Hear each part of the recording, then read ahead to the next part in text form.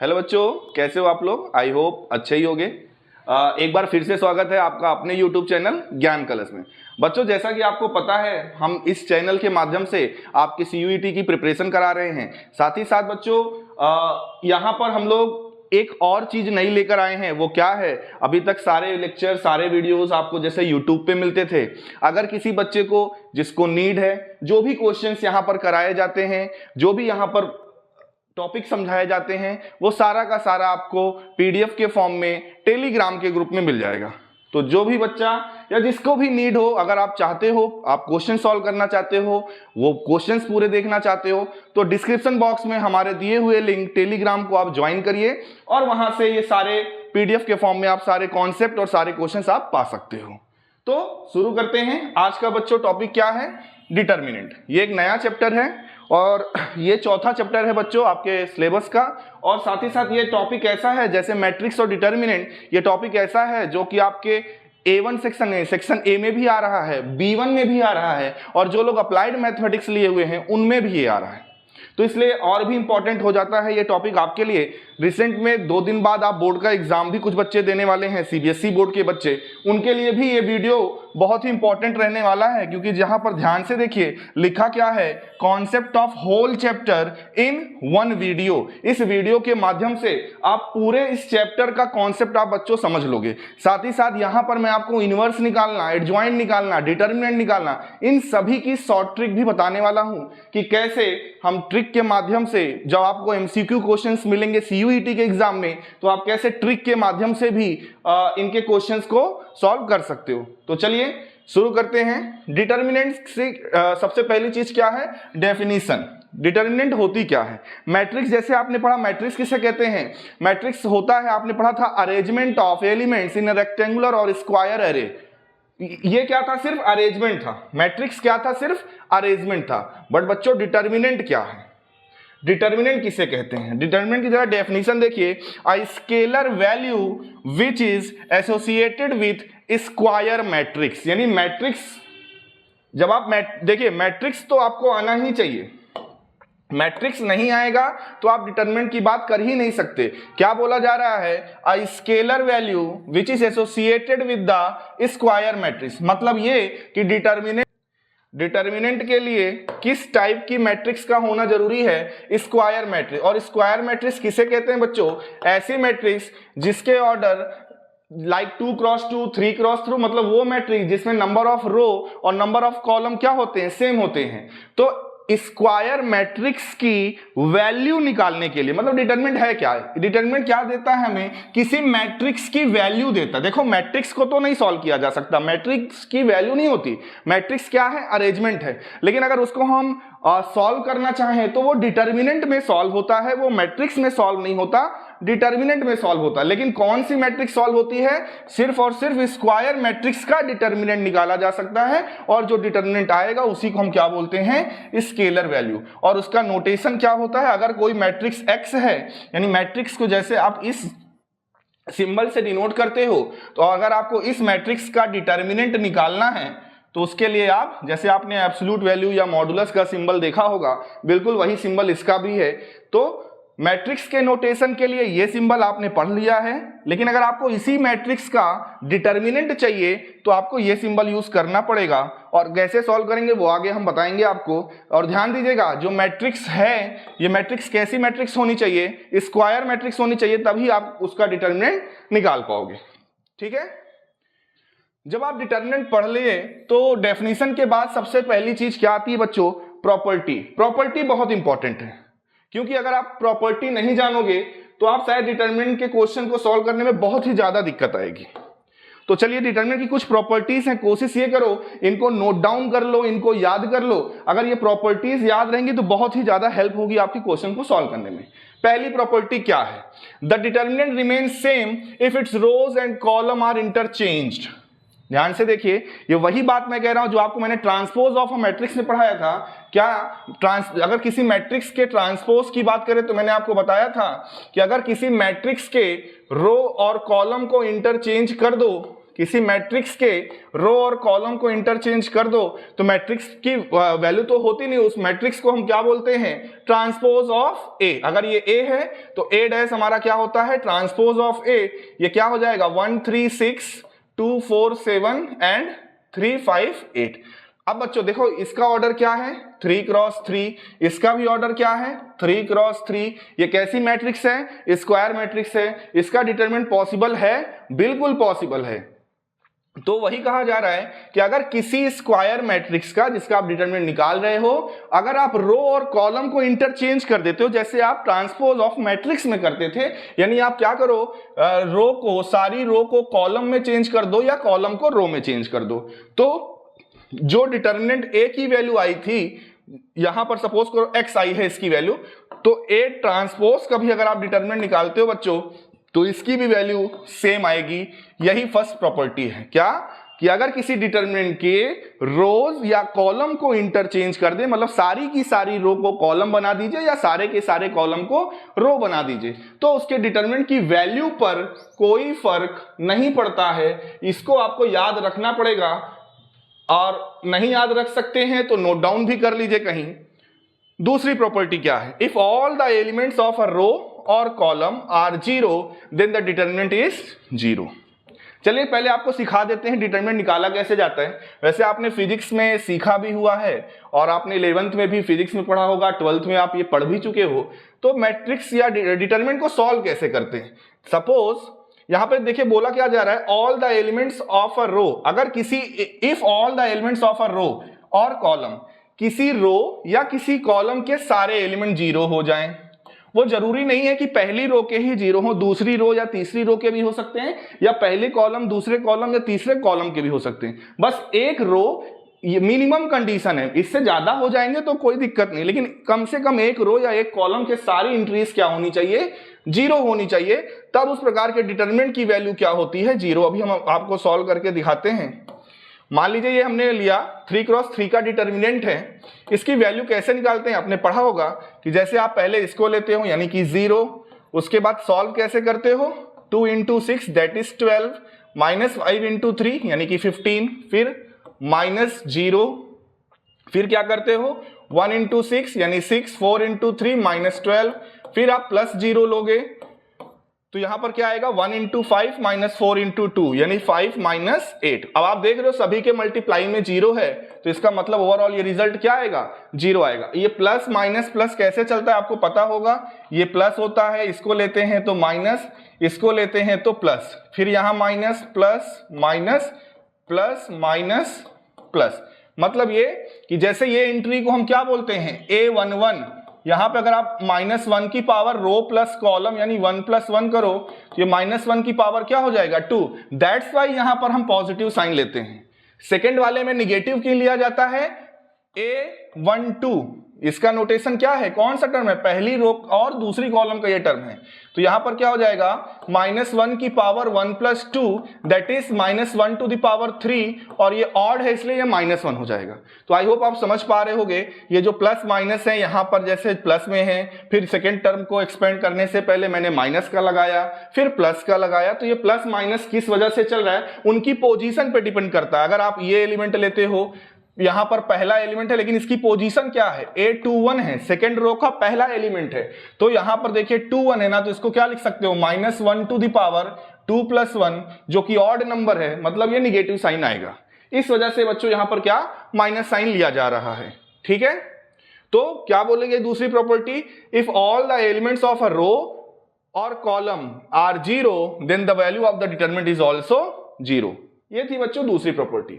एक चीज और आप ध्यान रखिएगा, जब डिटरमिनेंट की वैल्यू निकालनी है तो कोई ये जरूरी नहीं कि हमेशा आप पहली रो के रेस्पेक्ट में ही एक्सपेंड करो। जैसा मैंने अभी किया, आपको दिख रहा होगा कि मैंने पहली रो के सारे एंट्रीज को 0 लिखा है। तो आप किसी भी डिटरमिनेंट को सॉल्व करने के लिए उसको किसी भी रो या किसी भी कॉलम के रेस्पेक्ट में सॉल्व करोगे, आंसर वही आएगा। बस आपको ध्यान से एक चीज का रखना है, साइन कन्वेंशन का, जो मैंने अभी प्लस माइनस प्लस का बताया है। जिस रो या जिस कॉलम के रेस्पेक्ट में आप एक्सपेंड कर रहे हो उस एलिमेंट के अकॉर्डिंग आपको साइन रखना है, तो डिटरमिनेंट की वैल्यू में कोई फर्क नहीं पड़ेगा। तो 2 प्रॉपर्टी हो गई है।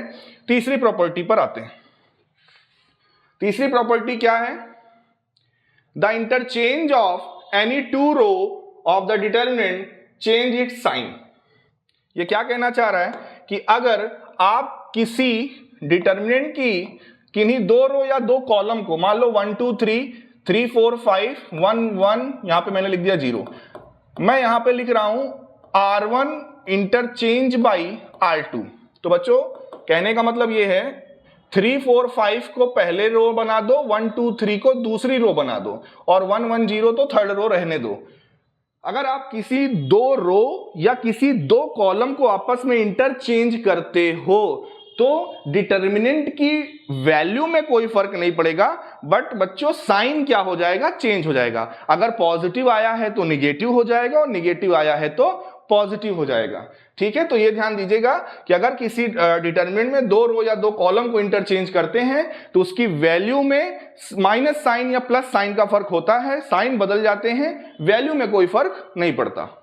अगली प्रॉपर्टी देखिए, प्रॉपर्टी नंबर 4 क्या है, if all the element of a row of a determinant are multiplied by a non zero constant then the determinant gets multiplied the same number. मतलब ये है बच्चों इसका, सपोज करिए एक डिटर्मिनेंट है, ठीक है, इसकी वैल्यू आई है x, ठीक, मैं डिटर्मिनेंट अपने से कुछ अभी लिख दे रहा हूं 1 2 3 1 1 1 0 1 0, ठीक। मान लीजिए इसको हम सॉल्व करते हैं, इसकी वैल्यू क्या आई है x। किसी का मन हुआ कि सर हम R2 में स्केलर 2 से मल्टीप्लाई करना चाहते हैं, मतलब R2 चेंज बाई 2R2, तो आप करोगे क्या, 1 2 3, आप R2 को 2 सेकेंड इसमें 2 से मल्टीप्लाई करोगे तो डिटर्मिनेंट पे क्या फर्क पड़ेगा।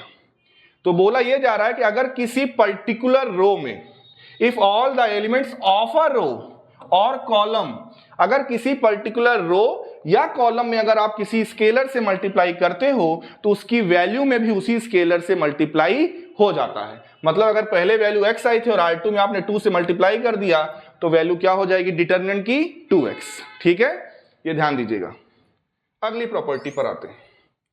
नेक्स्ट प्रॉपर्टी देखिए क्या है, property number 5, if each element of any row is the sum of a terms, row या कॉलम, चाहे रो की बात करो चाहे कॉलम, मतलब ये है if each element in any row और column is the sum of a term then the determinant can be expressed as the sum of determinants. शायद ये लैंग्वेज आपको समझने में टफ लग रहा होगा, मैं समझा दे रहा हूं यहां पे बोला क्या जा रहा है।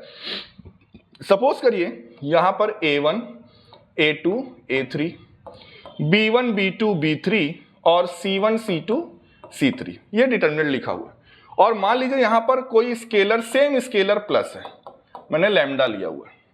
तो वही बोला जा रहा है if each element in any row और column is the sum of a term. देखिए किसी रो में हर एक एलिमेंट को अगर सम ऑफ टर्म्स के फॉर्म में लिखा जा रहा है तो then the determinant can be expressed as the sum of the determinant। मतलब इसको हम एक्सप्रेस कर सकते हैं sum of determinant के फॉर्म में। यानी पहली डिटर्मिनेंट में आप लिखेंगे A1 A2 A3, second row third row same B1 B2 B3 and C1 C2 C3। इसी तरह से सेकेंड में पहली रो में लैम्डा लैम्डा लैम्डा, फिर B1 B2 B3 and C1 C2 C3। मान लीजिए यहां पर एक स्केलर और एड ऑन होता तो आप एक और डिटर्मिनेंट को प्लस कर देते। ठीक है, तो ये थी पांचवी प्रॉपर्टी। नेक्स्ट प्रॉपर्टी क्या है, प्रॉपर्टी नंबर 6। क्या कहा जा रहा है, इफ द डिटर्मिनेंट, डेल से डिनोट किया जाता है जनरली डिटर्मिनेंट को, is equals to fx and fa equals to 0 then x minus a is the factor of determinant. या ये तो पॉलिनोमियल का भी कॉन्सेप्ट है बच्चों, आपने पढ़ा होगा। मान लीजिए किसी डिटर्मिनेंट जिसको fx कहा गया है और उसकी वैल्यू आ रही है सपोज करो x + 1 और f ऑफ a रखने पर आपको 0 मिल रहा है, दोनों condition given and fa is equal to 0। तो पॉलिनोमियल में आपने पढ़ रखा है कि अगर किसी फंक्शन में अगर x की जगह पर आप a या कोई भी स्केलर रख रहे हो और वो 0 आ रहा है, इसका मतलब x minus a is a factor of fx। fx यहां पर क्या है, डिटर्मिनेंट है। तो वही बोला जा रहा है कि अगर fa 0 है then x minus a is the factor of determinant. आगे बढ़ते हैं अगली प्रॉपर्टी पे। नेक्स्ट प्रॉपर्टी क्या है देखिए, if in a determinant the element in all the rows are in AP।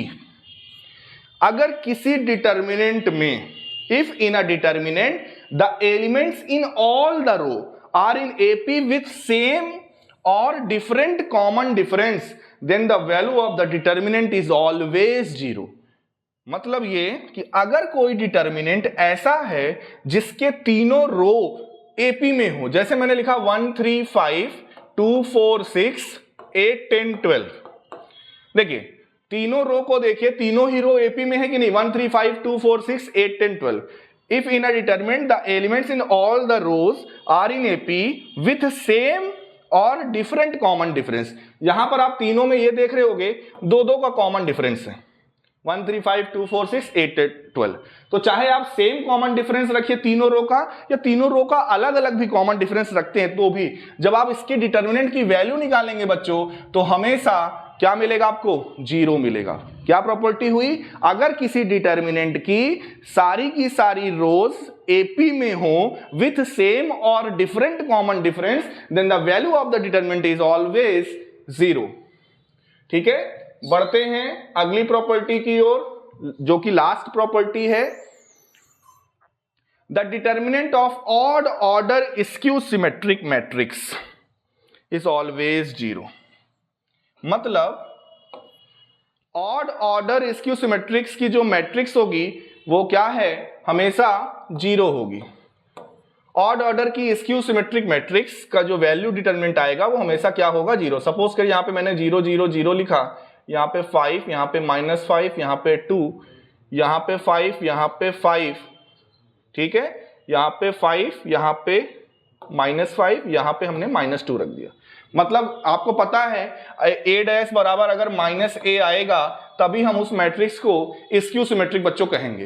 तो ये एक स्क्यू सिमेट्रिक मैट्रिक्स है, जब आप इसका डिटर्मिनेंट निकालोगे तो हमेशा डिटर्मिनेंट क्या आएगा, जीरो। लेकिन ध्यान दीजिए एक वर्ड लिखा हुआ है ऑड ऑर्डर। इस ऑड ऑर्डर से क्या मतलब है, मतलब जो मैट्रिक्स का ऑर्डर हो वो ऐसे हो 3 क्रॉस 3, 5 क्रॉस 5, 7 क्रॉस 7, इस तरह से डिटर्मिनेंट का ऑर्डर होना चाहिए। अगर इवन ऑर्डर का डिटर्मिनेंट लोगे और आप स्क्यू सिमेट्रिक लेते हो तो कभी भी उसका डिटर्मिनेंट मतलब हमेशा जीरो हो, ये पॉसिबल नहीं है। हमेशा जीरो तब होगा उस स्क्यू सिमेट्रिक की मैट्रिक्स का डिटर्मिनेंट जब ऑर्डर हमेशा क्या होगा, ऑड होगा। तो ये थी बच्चों डिटर्मिनेंट की पूरी प्रॉपर्टीज। अब आइए आगे बढ़ते हैं, जो कि अगला कॉन्सेप्ट है एरिया ऑफ ट्राइंगल का। What is the area of triangle, मतलब आपको पता है, आपने हेरोन्स फार्मूला पढ़ा है, हाफ बेस इनटू हाइट पढ़ा है, पाइथागोरस थ्योरम पढ़ा है, बहुत सारे थ्योरम्स पढ़े हैं, 10th क्लास में भी आपने थ्योरम्स पढ़ा है, जिसकी हेल्प से आप एरिया ऑफ ट्राइंगल निकाल सकते हो। तो हम लोगों ने डिटरमिनेंट भी पढ़ लिया है, तो क्या डिटरमिनेंट की हेल्प से भी हम ट्राइंगल का एरिया निकाल सकते हैं? बिल्कुल निकाल सकते हैं।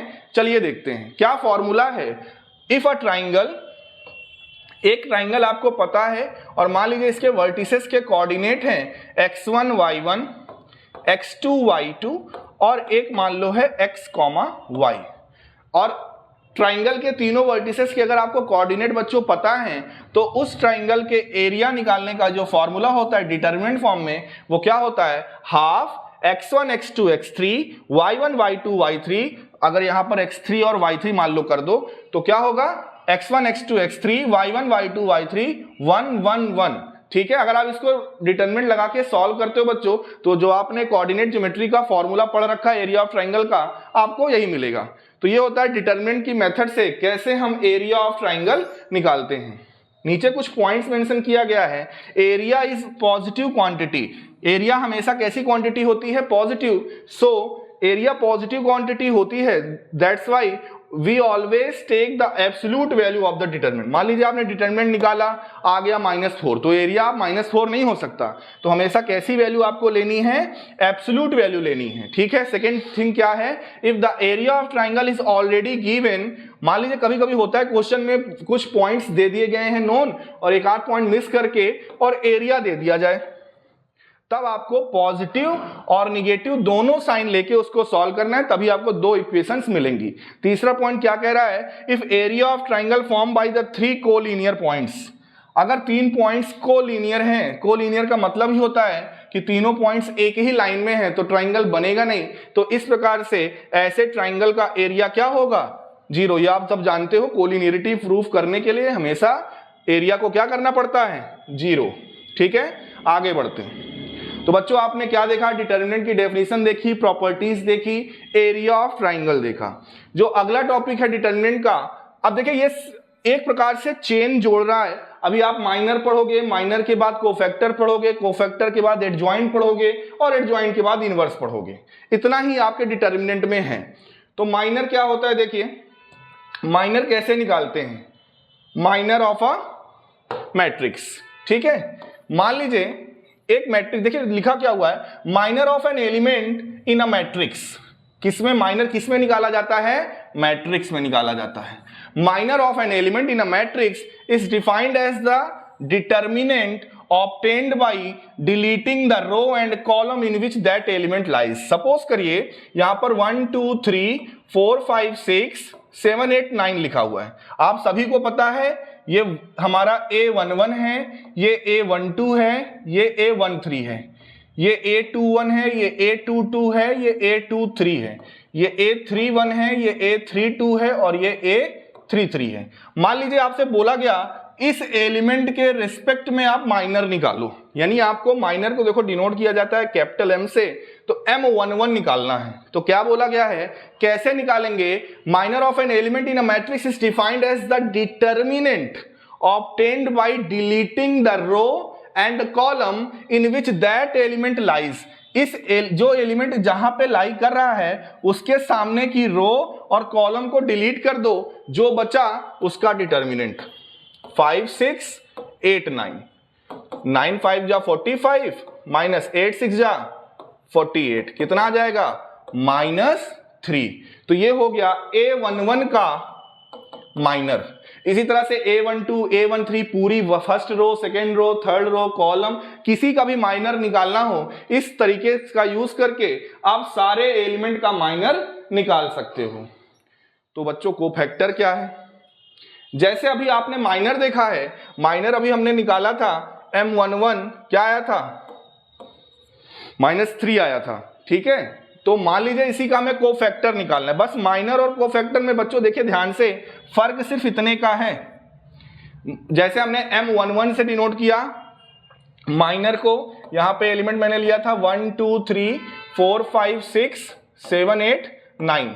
ठीक है, और फर्स्ट पहले वाले एलिमेंट का यानी A11 का हमें माइनर निकालना था, हमने इसको डिलीट किया था। ठीक है, अब मान लीजिए यही मैट्रिक्स थी लेकिन इसका अब हमें कोफैक्टर निकालना है, तो माइनर की जरूरत तो हमें चाहिए C11, कोफैक्टर चाहिए A11 का, तो उसको डिनोट करेंगे C11। अगर 3x3 की मैट्रिक्स है यानी 9 एलिमेंट हैं तो उसके 9 माइनर और 9 कोफैक्टर होते हैं। ठीक है, तो C11 निकालना है। तो देखिए 11 का मतलब ये सफिक्स में IJ लिखा हुआ है, मतलब I डिनोट करता है रो को, J डिनोट करता है कॉलम को। तो ये क्या हो जाएगा, -1 to the power I plus J का मतलब क्या, 2, और यहां पर M11।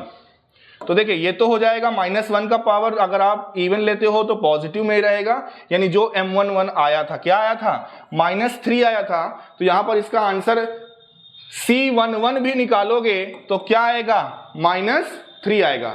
लेकिन ये जरूरी नहीं है कि ये जो M11 आया है, जो C11 आया है, आप ये देख लिए दोनों सेम आए तो हमेशा सेम आएगा, क्योंकि बच्चों माइनर में साइन नहीं देखा जाता, साइन कन्वेंशन नहीं लागू होता है। जहां जहां पर ऑड आप नंबर्स लोगे, जैसे A12 का आप M12 निकालो, यानी सेकेंड एलिमेंट का आप माइनर निकालो, और A12 के लिए अगर आप कोफैक्टर निकालो, आप देखोगे वैल्यू तो सेम आएगी लेकिन साइन का फर्क पड़ेगा। तो ये चीज ध्यान दीजिएगा, माइनर और कोफैक्टर वैल्यू सेम होती है, फर्क सिर्फ इतना होता है जो ऑड एलिमेंट वाले टर्म होते हैं, जैसे A12 A21 A32 A23, इन सभी के माइनर और कोफैक्टर जब आप निकालोगे तो आपको साइन चेंज मिल सकता है। ठीक है, तो माइनर और कोफैक्टर आप समझ गए होंगे। आगे बढ़ते हैं, एडजॉइंट ऑफ अ मैट्रिक्स। ये एक प्रोसीजर है जो बच्चे बोर्ड का एग्जाम देने जाने वाले हैं अभी 11 मार्च को। अगर आपको सभी को पता भी होगा, कोई बड़ी बात नहीं है बच्चों, ये सभी को क्लियर होगा कि आपको A इनवर्स निकालने को आएगा आएगा आएगा आएगा लॉन्ग में। और निकालना आपको पड़ेगा और इसी मेथड से निकालना पड़ेगा। इसीलिए मैं मेथड भी बताने जा रहा हूं और ट्रिक इसके बाद में ट्रिक बताऊंगा कि किस तरीके से एमसीक्यू क्वेश्चन में जब आप सीयूईटी का एग्जाम दोगे तब करोगे। ये मेथड अभी आपको सिर्फ बोर्ड के एग्जाम में करना है, सीयूईटी के एग्जाम में ये करोगे तो आधा समय तो इसी में चला जाएगा। 45 मिनट रहता है, कितना कर पाओगे। फिलहाल मान लीजिए कोई मैट्रिक्स है 1 2 3 1 1 1 1, यहां पे 0 ले लिया, मान लो 1, यहां पे भी 0 ले लेते हैं, इसको हमने नाम दे दिया ए। सबसे पहले इसका डिटरमिनेंट निकालिए, क्योंकि अगर डिटरमिनेंट 0 आएगा तो इनवर्स एग्जिस्ट नहीं करेगा, क्योंकि आपने पढ़ा है ए इनवर्स बराबर होता है adjoint of A upon determinant of A.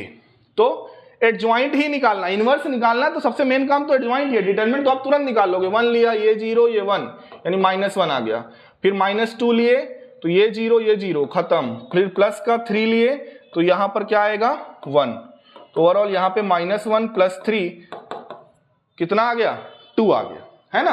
तो डिटरमिनेंट 2 है जो कि नॉन जीरो क्वांटिटी है, इसका मतलब इस मैट्रिक्स का इनवर्स एग्जिस्ट करेगा क्योंकि इसका डिटरमिनेंट नॉन जीरो आया है। अब इनवर्स निकालने के लिए बच्चों सबसे पहले आपको सारे एलिमेंट के कोफैक्टर्स निकालने पड़ेंगे, C11 C12 C13। C11 देखिए यानी इसके रेस्पेक्ट में निकालना है, सामने की रो और कॉलम को डिलीट करो, -1 की पावर 1 + 1 यानी कि 2 आएगा, और यहां पर 0 -1 यानी -1 आएगा। ओवरऑल आप सॉल्व करोगे तो ये -1 आएगा। जब आप A12 निकालोगे, सामने की कॉलम और रो को डिलीट करते हैं तो ये 1 0 0 कुल मिला के यहाँ पे -1 की पावर 3 0, तो यहाँ पर क्या आएगा 0 आएगा। जब आप C13 निकालोगे, सामने की कॉलम और रो को डिलीट करो, 1 - 0 -1 की पावर 4 यहाँ पे 1 आ जाएगा। ओवरऑल ये क्या आएगा 1।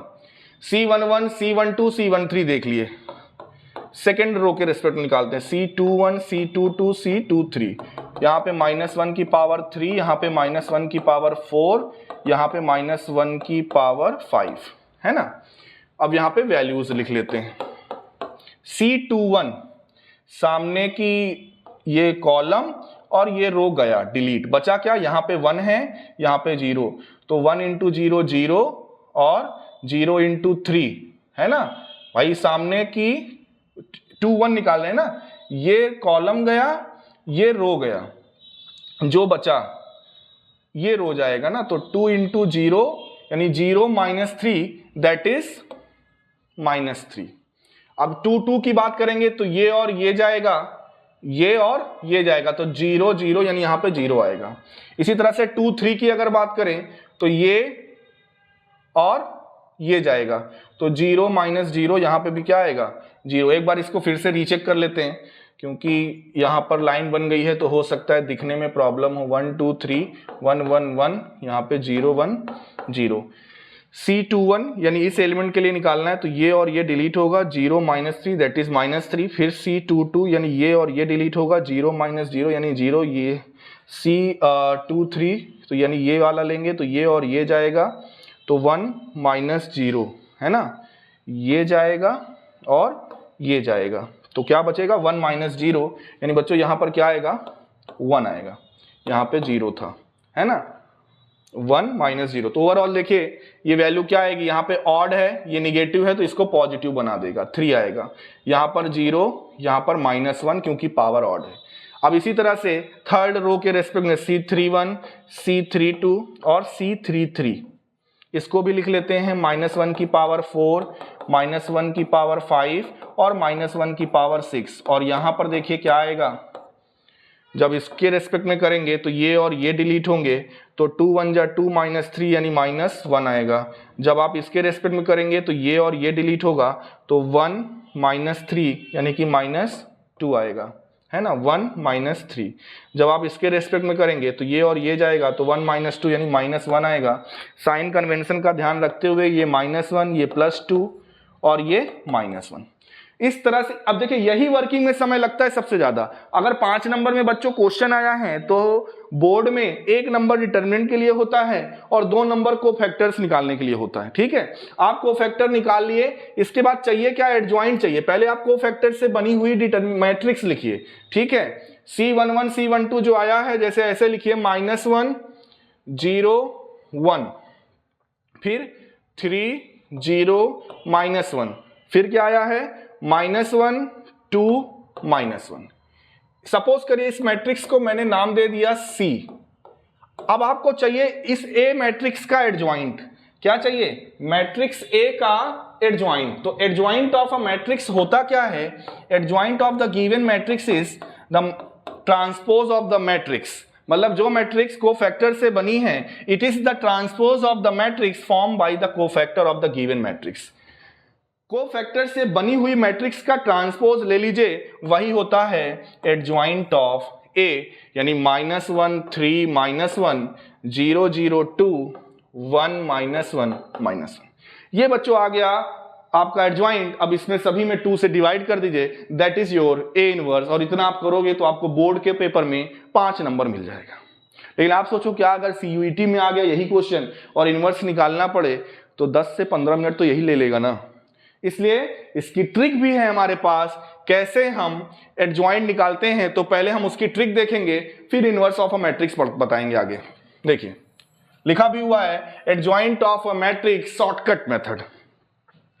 2 क्रॉस 2 अगर है, मतलब 2 क्रॉस 2 का मैट्रिक्स दिया हुआ है तो उसका एडजॉइंट निकालना शायद आपको बहुत आसान है, आप सीख भी चुके हो। पिछले वीडियो में हमने डिस्कस भी किया है कि प्राइमरी डायगोनल एलिमेंट को इंटरचेंज कर दीजिए, सेकेंडरी डायगोनल एलिमेंट का साइन चेंज कर दीजिए, तो वो आ गया एडजॉइंट।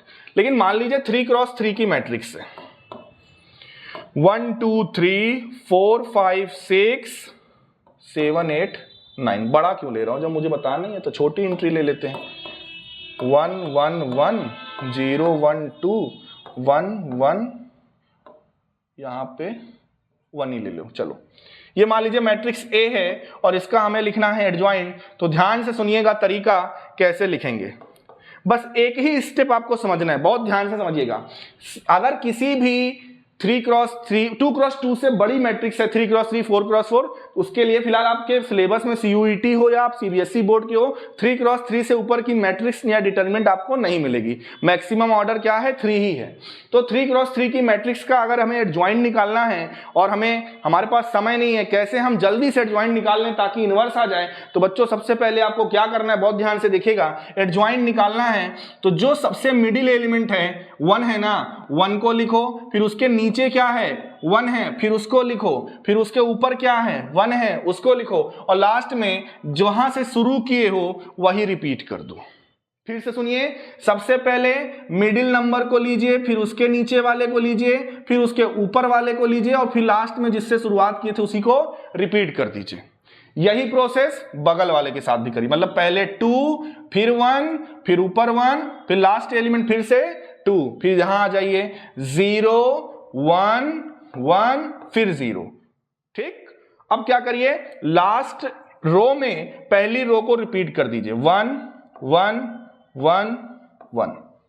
ठीक है, 1 1 1। अब आपको एडजॉइंट निकालना है ना। देखिए बस खत्म कहानी, एडजॉइंट आ गया। कैसे आ गया? 1 - 2 -1, 2 - 0 2, 0 - 1 -1, 1 - 1 0, 1 - 1 और 1 - 1 0, 2 - 1 1, 0 - 2 -2, 1 - 0 1। ये क्या आ गया? एडजॉइंट ऑफ A आ गया। फिर से सुन लीजिए, बहुत ही आसान तरीका है, कोई कोफैक्टर निकालने की जरूरत नहीं है। किसी भी मैट्रिक्स का अगर आपको एडजॉइंट चाहिए 2 क्रॉस 2 का, तो आप तरीका जानते हो, ट्रिक जानते हो। 3 क्रॉस 3 है तो क्या करना है, सबसे पहले जो सेंटर एलिमेंट है उसको लिखिए, फिर उसके नीचे वाले एलिमेंट को लिखिए, फिर उसके ऊपर वाले एलिमेंट को लिखिए, फिर वही एलिमेंट रिपीट कर दीजिए।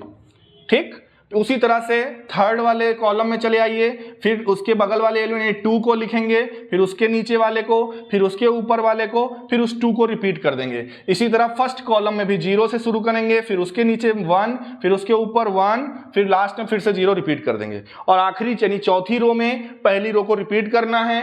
एडजॉइंट लिखिए, सीधा सीधा ऐसे मल्टीप्लाई करके, जैसे मल्टीप्लाई कर रहे हैं वैसे एंट्री लिख दीजिए। ये क्या आ गया? Adjoint of A। I hope आपको पसंद भी आया होगा ये तरीका। और बच्चों ये आपके समय बचाने के लिए, मैं पहले ही बताया था कि हम लोग यहाँ पे टाइम मैनेजमेंट आपको सिखाएंगे कि कैसे कम से कम समय में आपको एमसीक्यूज क्वेश्चन सॉल्व करने हैं। इसमें अगर आपको फैक्टर निकालने लगोगे तो आपको बहुत समय जाएगा बच्चों। इनवर्स पूछा जाएगा अगर, तो आप बस डिटर्मिनेंट निकालिएगा और तुरंत डिवाइड कर दीजिएगा, इनवर्स तुरंत आ गया। ठीक, तो आई होप आपको समझ में आया होगा। तो अब बढ़ते हैं, इससे पहले हमने क्या बताया था, इससे पहले हमारा जो एक टॉपिक था अभी मुझे डिस्कस करना था, inverse of a matrix. Matrix का इनवर्स निकालना मैं सिखा चुका हूं, A inverse equal to adjoint of A upon determinant of A. लेकिन इसके कुछ रूल्स एंड रेगुलेशन है। मतलब क्या सभी मैट्रिक्स स्क्वायर मैट्रिसेस के इनवर्स एग्जिस्ट करते हैं कि नहीं, नहीं करेंगे तो क्या कहेंगे। इसलिए थ्योरेटिकल पर्पस से, एमसीक्यू पर्पस से ये और भी इंपॉर्टेंट हो जाता है। फिर से मैं कहूंगा ये आपको या तो लिख लीजिए या तो एकदम आप अपने माइंड में रख लीजिए कि अगर एमसीक्यूज में आ गया तो छूटना नहीं चाहिए बच्चों। क्या है सिंगुलर मैट्रिक्स, किसे कहते हैं? एक ऐसी मैट्रिक्स जिसका डिटरमिनेंट 0 आ जाए, ये प्रीवियस वीडियो में भी समझा चुका हूं। जिसका मैट्रिक्स 0 आ जाए उसे हम क्या बोलते हैं? सिंगुलर बोलेंगे, और साथ ही साथ नॉन इनवर्टिबल भी बोलेंगे, क्योंकि इसका इनवर्स एग्जिस्ट नहीं करता। क्योंकि ए इनवर्स बराबर adjoint of A upon determinant of A, और डिटरमिनेंट अगर 0 आ गया तो इनवर्स काहे को निकलेगा। सिंगुलर मैट्रिक्स ये हो गई। नॉन सिंगुलर मैट्रिक्स किसे कहते हैं? अगर ऐसी मैट्रिक्स जिसका determinant A not equal to 0 हो तो उसको हम इनवर्टिबल और नॉन सिंगुलर मैट्रिक्स कहते हैं। If A and B are singular matrices of same order, और नॉन सिंगुलर मैट्रिक्स बता दिया, A B and B are also non singular of same order. और तभी एग्जिस्ट निकलेगा भी, तभी ए इनवर्स तभी निकलेगा कि अगर ए और बी और ए नॉन सिंगुलर मैट्रिसेस भी हों, सेम ऑर्डर की हों, तभी हम बी को ए का इनवर्स कहेंगे। ठीक है, तो आप देख सकते हैं यहां पे जो मैं बताया वही लाइन रिपीटेड भी है। I square matrix A is invertible if and only if, I square matrix A is invertible if and only if A is non singular matrix. मतलब क्लियर है कि अगर ए नॉन सिंगुलर होगा तो ए invertible कहेंगे, अगर इनवर्टिबल है तो नॉन सिंगुलर कहेंगे। एक चीज और बच्चों, सोल्यूशन की बहुत बात होती है कि आपको एक्स वाई जेड के फॉर्म में सोल्यूशन दे दिया जाता है और कहा जाता है कि इसका वो निकालिए, एक्स वाई जेड की वैल्यू निकालिए। तो आप पहले चेक करते हो सोल्यूशन एग्जिस्ट करता भी है कि नहीं करता है, तब ना सोल्यूशन देखेंगे। तो देखिए कंसिस्टेंट और इनकंसिस्टेंट दो चीजें होती हैं। ये आपने लाइंस, जब आपने parallel line, coincident line, intersecting line पढ़ा तब भी सीखा है। यहां पर भी मैट्रिक्स के केस में आपको एक्स वाई जेड के फॉर्म में 3 इक्वेशंस मिलती हैं, जहां से उनके एक्स वाई जेड के कोएफिशिएंट से आप एक मैट्रिक्स बनाते हो, फिर आप डिटरमिनेंट निकालते हो 0 है कि नहीं 0 है। तो कंसिस्टेंट इनकंसिस्टेंट का मतलब यही है, नंबर ऑफ सोल्यूशन से। आपके सीयूईटी का सिलेबस उठाओगे तो उसमें लिखा होगा नंबर ऑफ सोल्यूशन, तो वो इसी से मतलब है। क्या? A system of equation is said to be consistent if there exist one or more solution. Solution को मिला के मिलना चाहिए, वो चाहे यूनिक मिले चाहे एक से ज्यादा मिले। तो ऐसी इक्वेशन को हम लोग क्या बोलते हैं? कंसिस्टेंट। आपको याद दिलाते हैं, अगर 2 लाइन इंटरसेक्टिंग हो या फिर 2 लाइन कोइंसिडेंट हो बच्चों, तो वहां पे भी सोल्यूशन आपको कंसिस्टेंट मिलता था, और जहां पे पैरेलल लाइन हो जाती थी वहां पे इनकंसिस्टेंट मिलता था। ना याद आ रहा हो तो 10th की एनसीईआरटी उठा लेना।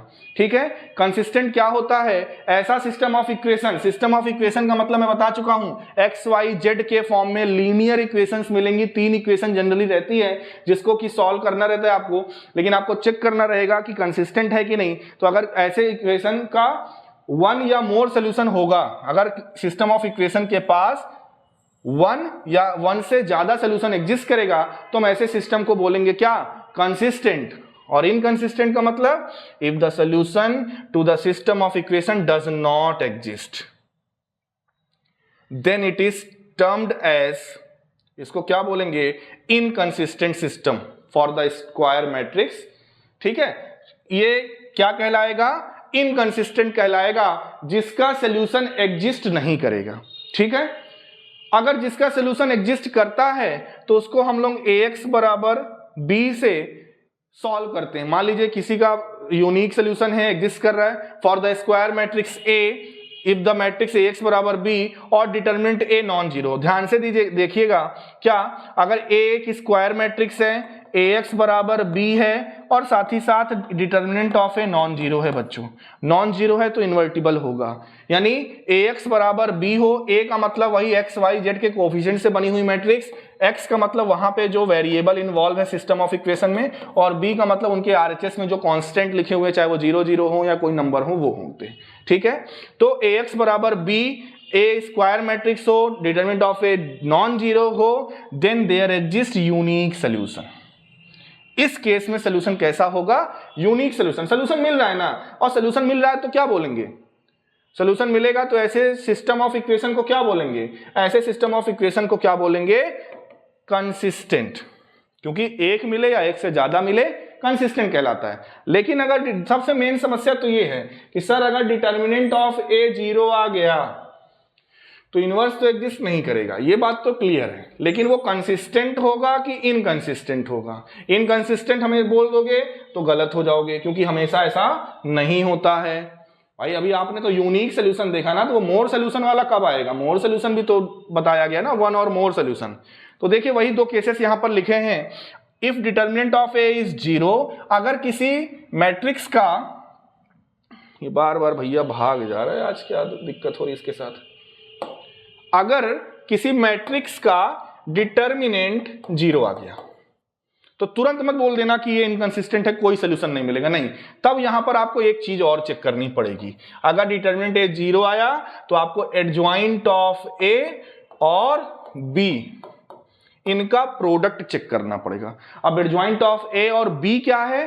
बी देखो, ए का एडजॉइंट तो भी मैं बता चुका हूं। ए मैट्रिक्स क्या होगी? जो सिस्टम ऑफ इक्वेशन से कोफिशिएंट्स एक्स वाई जेड से मैट्रिक्स बनेगी उसको ए कहेंगे। बी क्या होगी? बी हमारी आरएचएस होगी, मतलब जो इक्वेशंस में आरएचएस में जो कांस्टेंट लिखे होते हैं उनसे बनी हुई matrix. A adjoint of A into B निकालो, अगर वो नॉन जीरो आया then there exist no solution, तब कोई सोल्यूशन नहीं मिलेगा। और अगर आपने adjoint of A into B निकाला और ये भी जीरो आ गया, मतलब डिटर्मिनेंट ए भी zero, adjoint of A into B भी जीरो आ जाए, देन सिस्टम में और में नॉट बी कंसिस्टेंट, ठीक है। तो ये यही लिखना ही है आपको, द सिस्टम में, क्योंकि इनफाइनाइटली मेनी सॉल्यूशंस भी हो सकते हैं और यहां पर एक भी सोल्यूशन नहीं हो सकता, ठीक है। तो कहने का अगर joint of A into B अगर जीरो आता है देन द सिस्टम में और मे नॉट बी कंसिस्टेंट, ठीक है। तो आई होप आपको ये समझ में आया होगा। एडजॉइंट ऑफ मैट्रिक्स का शॉर्ट ट्रिक बता ही चुका हूं। क्रैमर्स रूल क्या होता है? सपोज करिए आपके पास एक सिस्टम ऑफ लीनियर इक्वेशन है a1x plus a2y plus a3z, b1x plus b2y plus b3z, c1x plus c2y plus c3z। यहां पे इक्वल्स टू में मान लो कुछ कांस्टेंट रख लो, t1 t2 t3। ये तीन इक्वेशन दी जाएगी, बोला जाएगा इसको सॉल्व करिए, एक्स वाई जेड की वैल्यू निकालिए। तो सबसे पहले आप इनके कोफिशिएंट्स को लिखोगे, यानी a1 a2 a3 b1 b2 b3 c1 c2 c3, और उसके डिटर्मिनेंट जो भी वैल्यू आती है, सपोज करो देखिए नॉन जीरो आनी चाहिए, नॉन जीरो आएगी तभी आप ये रूल भी लगा पाओगे। नॉन जीरो नहीं, जीरो आ गया तो क्रैमर्स रूल भी नहीं लगेगा, क्योंकि इनवर्स एग्जिस्ट नहीं करेगा। तो आप डिटर्मिनेंट की वैल्यू निकाल लीजिए, ये नॉन जीरो आनी चाहिए। सपोज करो वो कोई एक स्केलर क्या आ गया के, डिटर्मिनेंट तो आपको वहां पे भी निकालना था, यहां पे भी निकालना है। यहां पे अगली चीज क्या है, अगर आपको एक्स चाहिए तो फॉर्मूला होता है डेल एक्स बाई, यानी डेल्ट का मतलब यहां डिटर्मिनेंट में बोल रहा हूं, del x by del. Y चाहिए तो डेल वाई बाई डेल, और जेड चाहिए तो डेल जेड बाई डेल, ठीक है। ये फॉर्मूला है एक्स वाई जेड निकाला। अब ये निकालने कैसे, मान लीजिए देखो डेल तो आ गया यहां से, ये डिटरमिनेंट की जो के वैल्यू आई है वही हमारा ये नीचे वाला डिनोमिनेटर है, ठीक है। अब ये डेल एक्स कैसे निकाले, ये आ जाएगा, यानी जो डेल एक्स आएगा उसमें से के से डिवाइड कर दो, एक्स आ जाएगा। तो डेल एक्स निकालने का तरीका सुनिए। डेल एक्स यानी कि डिटर्मिनेंट, डेल का मतलब मैंने क्या बताया है, सिंबल मैंने डिनोट किया डिटर्मिनेंट के लिए। तो यहां पर क्या था, c1x था। मान लीजिए हमें डेल एक्स चाहिए, और ध्यान से समझिएगा करना क्या है आपको। जैसे x चाहिए ना, तो x वाले कोफिशिएंट को आप हटा दो, ठीक। डेल एक्स चाहिए तो x वाले तीनों कोफिशिएंट को हटाओ और रिप्लेस करो जो RHS में कांस्टेंट लिखे, मतलब t1 t2 T3। Second column third column में कोई चेंज नहीं करना आपको, A2 B2 C2 और A3 B3 C3।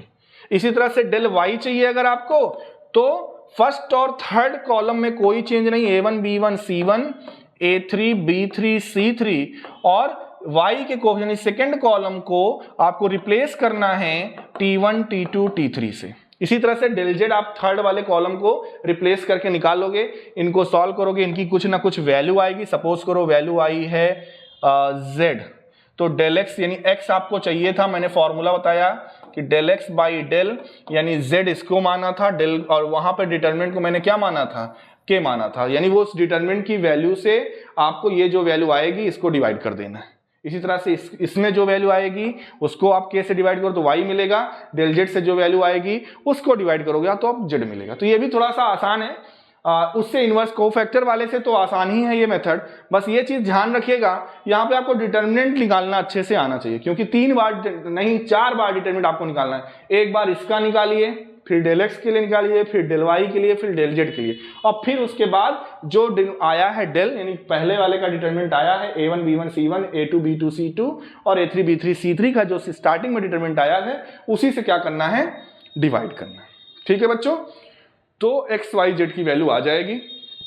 एक चीज और बच्चों, जब भी x y z की वैल्यू आ गई तो मैं हमेशा बच्चों से कहता हूं, मैंने बहुत कॉपियां चेक की, मैंने देखा है मेथड सबको पता होता है। इनवर्स निकालने का मेथड ऐसा मैं नहीं कह सकता कि हाँ मैं बता रहा हूं तब आप सीख जाओगे, सबको पता होता है, बेसिक नंबर्स हैं, नंबर्स का कैलकुलेशन सबको पसंद होता है। लेकिन फिर भी बोर्ड में बच्चों से गलती होती है, कैलकुलेशन में गलती होती है। बहुत सारे लोग लंबे लंबे फ्रैक्शन में लाके आंसर छोड़ देते हैं। बेटा एक्स वाई जेड की वैल्यू आई है, आपके पास सिस्टम ऑफ इक्वेशन क्वेश्चन में गिवन है, जरा एक बार उसको पुट करके देख तो लिया करो कि सेटिस्फाई कर रहा है कि नहीं कर रहा है।